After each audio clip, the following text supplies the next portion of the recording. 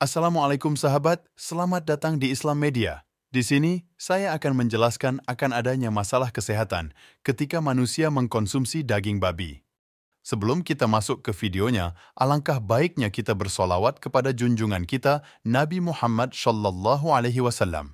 Dan jangan lupa like, komen, dan subscribe.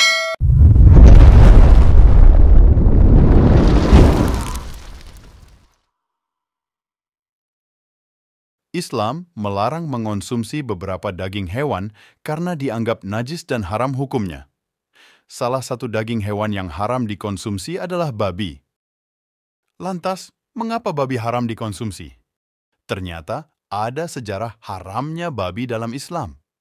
Namun kebanyakan alasannya karena Allah Subhanahu wa Ta'ala telah mengharamkan makanan dan hewan-hewan yang jelek. Karena makanan memiliki pengaruh terhadap akhlak dan tabiat seseorang. Harta dan makanan yang halal dan baik akan menumbuhkan darah dan daging yang baik, demikian juga sebaliknya. Salah satunya seperti sabda Rasulullah, setan itu bisa menyusup dalam diri manusia melalui saluran darahnya. Hadis riwayat Bukhari dan Muslim.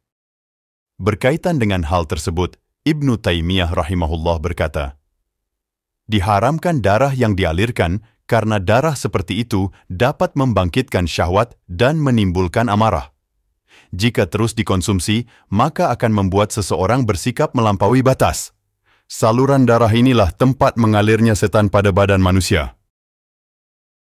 Daging babi bukan hanya diharamkan dalam Islam karena tidak baik untuk mental seseorang, tapi juga kesehatan fisik. Banyak penelitian yang menunjukkan bahwa babi mengandung banyak jenis cacing yang telurnya tidak bisa mati walau sudah dimasak.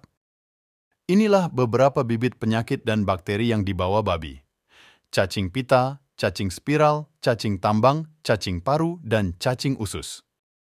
Selain itu, adanya bakteri tuberkulosis atau TBC, bakteri kolera, Salmonella cholerae suis, bakteri brucellosis suis, virus cacar, smallpox, virus kudis, skabis, parasit protozoa Balantidium coli, parasit protozoa Toxoplasma gondii di dalamnya dapat membahayakan jika dikonsumsi.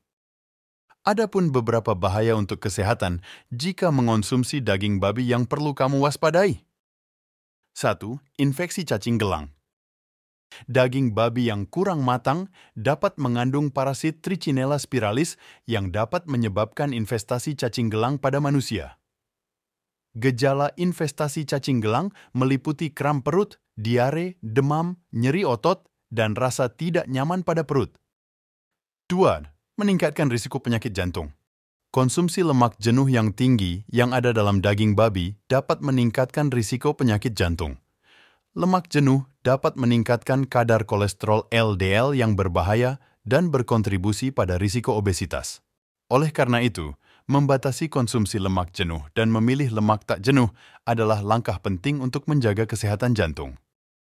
3. Daging babi meningkatkan risiko kanker kandung kemih. Daging babi yang kamu masak dengan suhu tinggi dapat menghasilkan senyawa yang meningkatkan risiko kanker, seperti amina heterosiklik atau HCA. Memasak daging dengan cara yang lebih sehat dan menghindari pemaparan pada suhu tinggi dapat membantu mengurangi risiko ini. 4. Infeksi bakteri Yersinia. Infeksi Yersinia adalah risiko lain yang terkait dengan konsumsi daging yang tidak matang atau tidak kamu masak dengan benar. Ini dapat menyebabkan gejala seperti demam, diare, dan nyeri sendi. Karena infeksi Yersinia dapat memiliki dampak jangka panjang, termasuk masalah sendi kronis dan komplikasi neurologis. 5. Infeksi hepatitis E. Hepatitis E, penyakit yang dapat menyebabkan masalah hati serius, dapat menyebar melalui konsumsi daging ini yang tidak matang. Wanita hamil dan individu dengan sistem kekebalan yang lemah berisiko tinggi mengalami komplikasi akibat hepatitis E. 6. Penyakit liver. Konsumsi daging babi yang tidak kamu olah dengan baik dapat meningkatkan risiko penyakit liver atau gangguan hati. Karena makan daging ini dapat meningkatkan asupan lemak jenuh dan kolesterol. Hal ini berkontribusi pada oksidasi zat-zat tersebut di dalam tubuh, mengakibatkan peradangan dan pembentukan jaringan parut di hati. Terima kasih sudah menonton video ini.